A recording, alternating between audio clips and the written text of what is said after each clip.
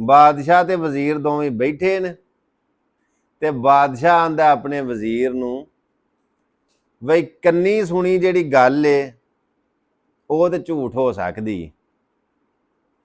ते अखीं वेख्या झूठ तो नहीं ना हुंदा भी वो सामने सामने वेख लिया वो झूठ तो नहीं रहिंदा। ते वजीर अगू जवाब दिता बादशाह सलामत नहीं कदी इंज हुंदा कि अखीं वेख्या भी सच नहीं हुंदा झूठ निकल आउंदा। ते बादशाह आखे इस गल दा मैनूं जवाब दे ते उस आखे इस गल दी मैं वंड करां दा पर कोई टाइम आएगा तो फिर चलो। बादशाह भी चुप कर रहा वजीर भी चुप कर रहा। कोई वक्त गुजरिया ना बादशाह दा बिस्तरा विछाण वास्ते एक स्पैशल बंदा सी जिहदी सिर्फ ये ड्यूटी सी कि उन्हें बादशाह दा बिस्तर सवारा करना। एक दिन बिस्तरा विछांदिया उन्होंने ख्याल आया कि जिथे बादशाह लेट के आराम करदा उस बिस्तर का स्वाद की होएगा किन्नियां झसां लैंदा बादशाह। उन्हें बिस्तरा जदों विछाया ना ते झस लैन वास्ते इंजॉय करने वास्ते वो मजा वेखण वास्ते वो लेटिया तो उसकी अख लग गई। नौकर बादशाह के बिस्तर ते सौ गया। जदों सुता चलो उन्हें कोई कपड़ा ले लिया उत्ते या जिवें भी वो सौ जू गया। बादशाह की बीवी आई तो उन्होंने यह भी बादशाह के बिस्तर ते बादशाह ही लेटना सी होर किने लेटना सी तो भी नाल आके लम्मी पै गए। बादशाह का नौकर ते बादशाह की बीवी दोवें ना कट्ठे लम्मे पे ने सुते। बादशाह जदों आया उन्हें वेख्या कि बेगम मेरी सुती है ते नाल नौकर सुता है। उन्हें तलवार कढ़ ली। उन्हें आख्या इन्हां दोवां नूं थै मार छड़ना। जदों उन्हें तलवार कढ़ी ना ते वजीर वेख लिया। वजीर कोल सी ना उन्हें वेख लिया।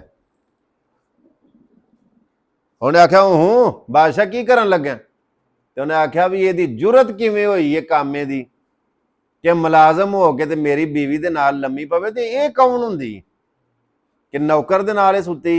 आख्या बादशाह कोई सबर कर कोई वेरीफिकेशन भी किसी चीज़ का ना है पूछताछ कर लैनी चाहिए। तो उन्हें आख्या पूछताछ कर अखीं वेख्या ये झूठ दे नहीं तो मौका आ गया ना वो वाला। उन्हें आख्या पूछते सही सौड़ा ना पै पूछते सही अगली गल। तो उस आख्या मैनू डक ना। जो बादशाह भी आख्या ना तो वजीर आख्या एक बार पूछ लै मौका देना चाहिए पूछते सही। उन्हें बिठाया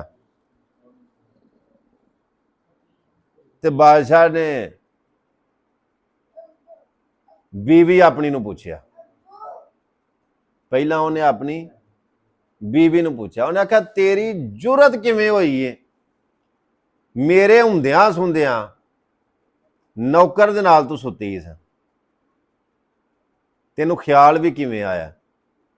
ते आखन लगी सच्ची गल ए वे मैं जदों आई सां इन्हें मूँह ते लिया सी कपड़ा ते मैनू नहीं पता लगा भी बादशाह सलामत सुते ने कि कौन है।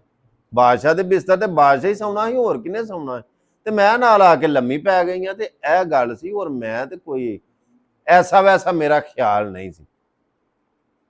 बादशाह दियां अखां दे विच खून उतरिया सी ते तलवार उन्हें कढ़ी सी।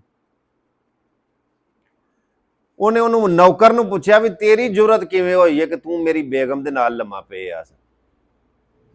उन्हें आख्या बादशाह सलामत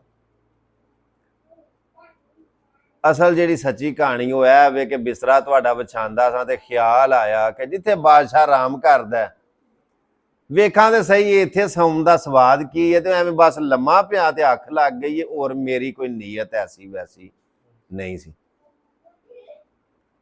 बादशाह ने ते तसली ना होई। बादशाह फिर कोई सवाल किया तो फिर वो नौकर ने आख्या उन्हें आख्या बादशाह सलामत ऐसी जेडे रियाया च आउने आ या नौकर खादम मुलाजम इन्हों की समझ आया तुहां की समझते की हो। तो उन्हें आख्या भी ये जिहड़ा बादशाह हुंदा है ये रियाया ਪੁੱਤਰਾਂ ਬਜਾ ਹੁੰਦੀ ਏ, ਔਲਾਦ ਵਾਂਗੂ ਹੁੰਦੀ ਏ। ਤੇ ਉਹਨੇ ਆਖਿਆ ਜੇ ਬੱਚੇ ਮਾਵਾਂ ਕੋ ਸੌਂ ਵੀ ਜਾਣ ਤੇ ਫੇਰ ਏਡਾ ਕਿਹੜਾ ਵੀ ਕੋਈ।